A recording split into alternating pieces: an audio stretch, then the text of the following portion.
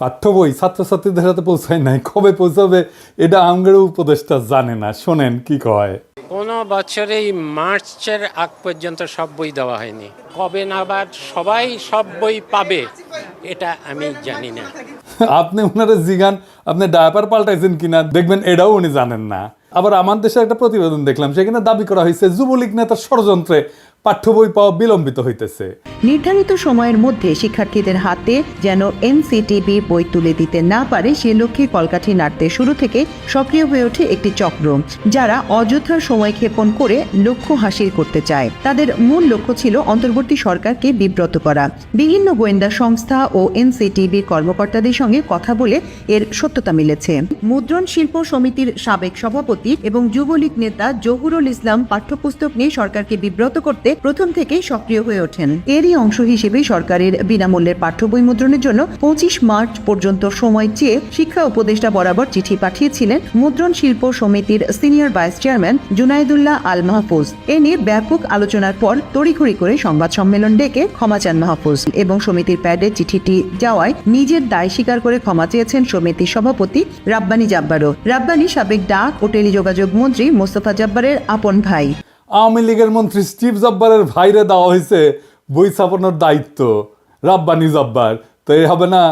যাই হোক, আজকে আমি এই শিক্ষাক্ষেত্রে বিশেষ করে প্রাথমিক আর মাধ্যমিক শিক্ষার ক্ষেত্রে সিলেবাস, পাঠ্য বই, পরীক্ষা পদ্ধতি এই সমস্ত নিয়ে শিক্ষা ব্যবস্থার সংস্কার নিয়ে কথা বলবো। শিক্ষা সংস্কার নিয়ে কথা বলার আগে দুটো জিনিস নিয়ে একটু কথা বলে নিই, এটার সাথে সম্পৃক্ত।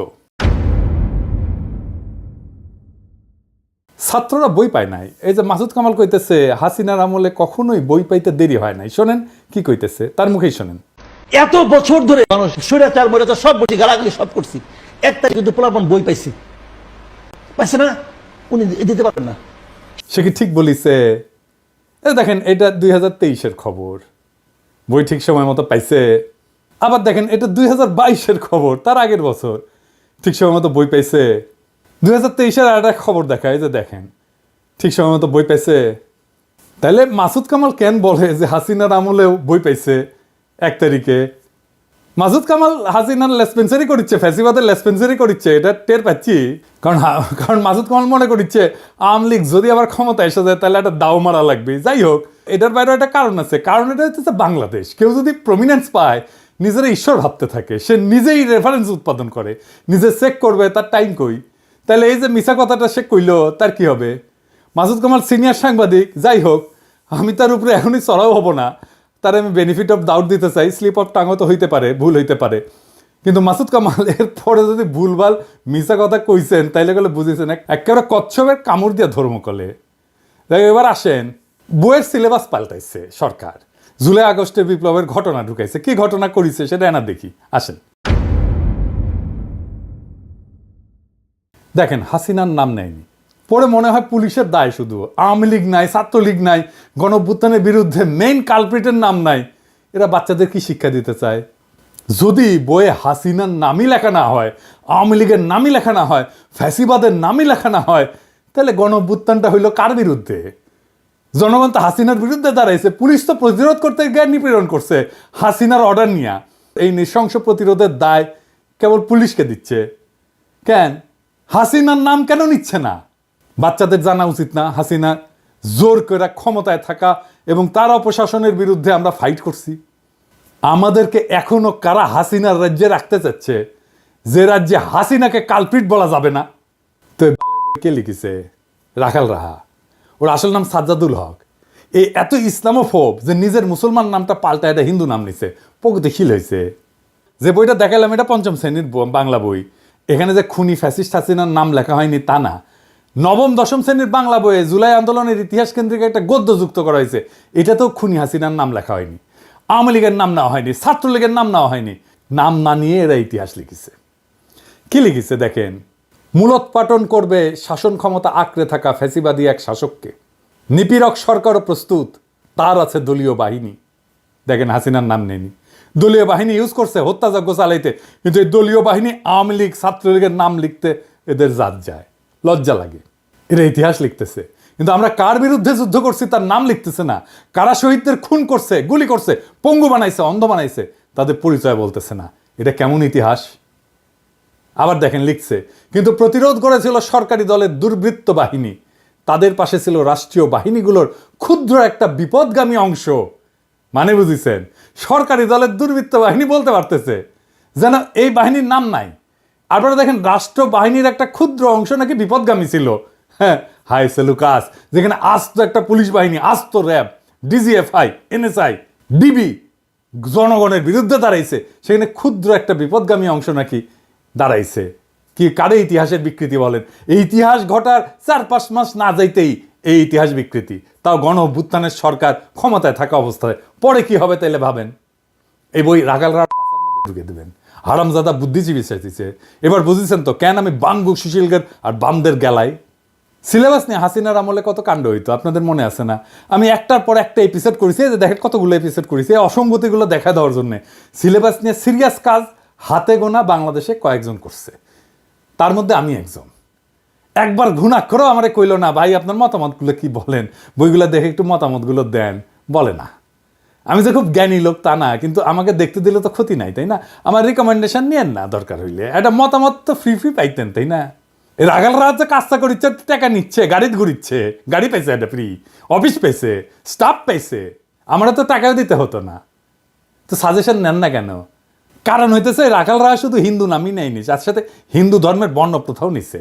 আমি তো নমশূদ্র, তাই আমার সাজেশন নিলে জাত যাবে রাখাল রাহার। রাখাল রাহালে কেউ দেখলে জিগায়েন তো, ওই যে ক্ষুদ্রকালে ওর যন্ত্রের যে কর্তৃত্ব চামড়া আছে না আগা, ওটিকে আবার লেগে নিছে নাকি প্লাস্টিক সার্জারি করে। যাই হোক, দেখেন আসিফ মাহতাব উৎস যে নতুন বই নিয়ে কি কইতেছে, ওরাও তো খুশি না। দেখেন তার ভিতরে কি কি দিচ্ছে তার একটা নমুনা কেউ একজন লিক করেছে, এবং এটা আসলেই যে তাদের মধ্যে আছে সেটা আমরা কনফার্ম করেছি। যে একটা গল্প তারা দিয়েছে, এটা আপনারা সব অনলাইনে পাবেন। তো গল্পটার এখানে অনেক সুন্দর সুন্দর কথা আছে, তার মধ্যে আমি একটা পড়ে শোনাই, যেটা পড়তেও আমার ভালো লাগছে। Sundays try to walk like a lady and not like the sluts that you've bent on becoming.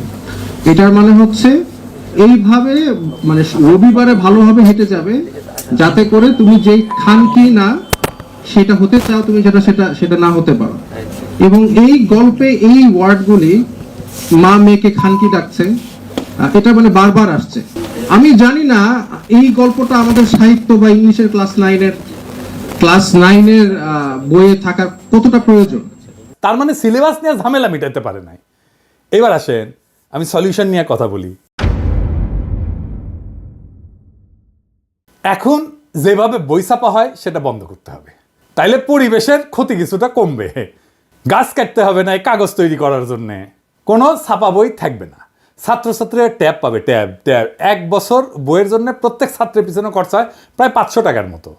ট্যাবের আয়ুষ্কাল যদি 3 বছর ধরি, তাহলে এই 3 বছরের খরচা মানে 1500 টাকায় বাংলাদেশে একটা উন্নত মানের ট্যাব উৎপাদন করা যাবে, যেটা পড়ালেখা করতে পারবে। চিন্তা করেন কি পরিমাণে কর্মসংস্থান হবে যদি আমরা বাংলাদেশে ট্যাব উৎপাদন করতে পারি। আবার ট্যাবের তো ট্রাবল শুটিং হবে, রক্ষণাবেক্ষণের জন্য নানা উদ্যোগ গড়ে উঠবে, নানা লোক এখানে কাজ করবে। এইটা সব স্কুল মাদ্রাসা একসাথে থাকবে, একটা সেন্ট্রাল ডেটাবেজে ভ্যালিডেটেড চ্যাপ্টার থাকবে, বইয়ের লেখে লেখে ওইখানে ভ্যালিডেটেড চ্যাপ্টার একটা স্টোর করা হবে আর্কাইভে।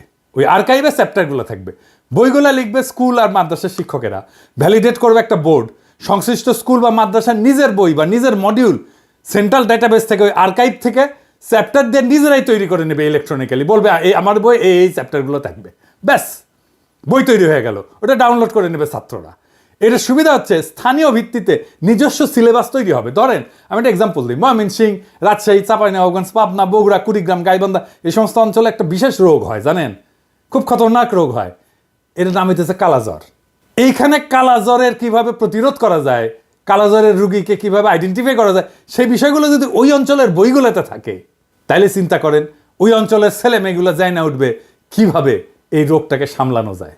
স্থানীয় অঞ্চলের সংস্কৃতি স্থানীয় স্কুলে পড়ানো হবে। ধরা যাক ময়মনসিংহ গীতিকা, এটা পড়ানো হবে ময়মনসিংহ অঞ্চলের স্কুলগুলোতে। লবণাক্ততা, এটা থেকে বাঁচার উপায়, এটার পড়ানো হবে উপকূল অঞ্চলে। চাঁপাইনবাবগঞ্জে পড়ানো হবে গম্ভীরা, স্থানীয় সংস্কৃতি। কালাইয়ের রুটি, পার্বত্য চট্টগ্রামে ম্যালেরিয়া পড়ানো হবে। অত্যন্ত রিচ কারিকুলাম তৈরি করতে পারবো আমরা। স্কুলের শিক্ষক আর স্থানীয় স্কুল কমিটি তাদের বই ঠিক করে নেবে।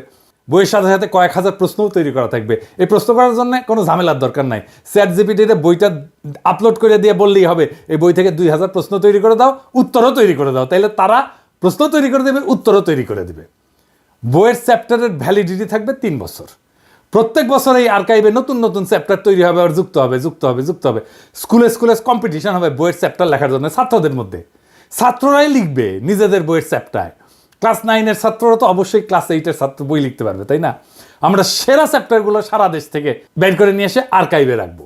সারা দেশে স্কুল ছাত্ররা যদি লেখে, তার মধ্যে থেকে আমরা নিশ্চয়ই 10-12টা ভালো চ্যাপ্টার পাবো যারা ভালো লিখছে। প্রত্যেক চ্যাপ্টারের জন্য অনলাইন টিচিং মডিউল তৈরি করব। অনলাইনে সেইখান থেকে মূলত শিখবে ছাত্ররা। আমাদের কোয়ালিটি শিক্ষকের সমস্যা কমবে, একজন লক্ষ লক্ষ ছাত্রকে পড়াইতে পারবে। সেরা শিক্ষকেরা টিচিং মডিউল তৈরি করবে। সারা দেশে একই রকমের শিক্ষার মান নিশ্চিত হবে। পরীক্ষা হবে ইলেকট্রনিক্যালি। কিভাবে? ওই ট্যাব দিয়ে পরীক্ষা দিতে পারবে সবাই। প্রশ্ন র্যান্ডামলি তৈরি হবে অ্যালগোরিদম দিয়া। এক একজনের জন্য এক এক প্রশ্ন। পরীক্ষাও দেবে ট্যাব থেকে। কাউকে প্রশ্ন করতে হবে না, খাতা দেখতে হবে না, টেবুলেশন শিট বানাইতে হবে না। সকালে পরীক্ষা, বিকালে রেজাল্ট বের হয়ে যাবে। কত সময় বাঁচবে দেখেন। পুরা শিক্ষা ব্যবস্থা নিয়ে, সিলেবাস নিয়ে বেশিরভাগ সমস্যার সমাধান হয়ে যাবে। রাখাল রাহাদের রাহাজানি থামবে। আমরা অনেক গুরুত্বপূর্ণ বিষয়ে নজর দিতে পারবো এইটা অল্প সময়ের মধ্যে সম্পন্ন করতে পারলে। এখন প্রশ্ন হচ্ছে, এইটা কি বাস্তবায়ন করবে এই সরকার? এই সরকার তো কিছুই করে না, কিন্তু বলতে তো অসুবিধা নাই। আমাদের স্বপ্নটা জাগায় রাখতে হবে, আমাদের জাতিকে বুঝাইতে হবে আমাদের সম্ভাবনাটা কত বিশাল। আমাদের সমস্যা যাই থাক, তার সৃজনশীল সমাধান আছে। একদিন না হয় একদিন এই সমাধান বাস্তবায়িত হবে। ততদিন স্বপ্নকে জাগায় রাখতে হবে আমাদের। আমরা স্বপ্ন দেখি এমন এক বাংলাদেশে যেখানে শিক্ষার জন্য অপেক্ষা করতে হয় না, যেখানে পাঠ্য বই বিতরণে অব্যবস্থাপনার শিকার হইতে হয় না।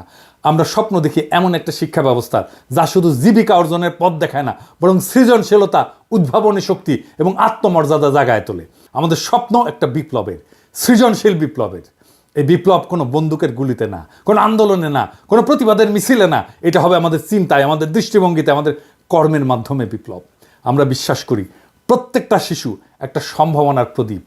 আমাদের কাজ সেই প্রদীপের আলোকে জ্বালানো। তাদের হাতে কেবল সঠিক বই তুলে দেওয়া না, বরং এমন একটা শিক্ষার প্ল্যাটফর্ম দেওয়া যেখানে তারা নিজেদের শ্রেষ্ঠ সংস্করণ হয়ে উঠতে পারবে, সেই তার বেস্ট ভার্সন হয়ে উঠবে। আমরা চাই প্রত্যেকটা শিশু জানুক যে তারা কেবল ভবিষ্যতের অংশ না, তারা নিজেরাই ভবিষ্যৎ। এই শিক্ষা ব্যবস্থা তাদের আত্মবিশ্বাস, সৃজনশীলতা এবং নেতৃত্বের গুণাবলী গড়ে তুলবে। তারা শুধু স্বপ্নই দেখবে না, তারা স্বপ্ন বাস্তবায়নও করতে শিখবে। এই বিপ্লব আমাদেরকে শুরু করতে হবে। আমাদের চিন্তা, কথা এবং কাজের মাধ্যমে আমরা সেই আগুন চারিদিকে ছড়ায় দেব। আমরা প্রমাণ করব শিক্ষা শুধু এক প্রজন্মকে না, পুরা জাতিকে বদলায় দিতে পারে। আসেন আমরা এই স্বপ্নের অংশ হই। আসেন আমরা সৃজনশীল বিপ্লবের সৈনিক হই। ইনকিলাব জিন্দাবাদ।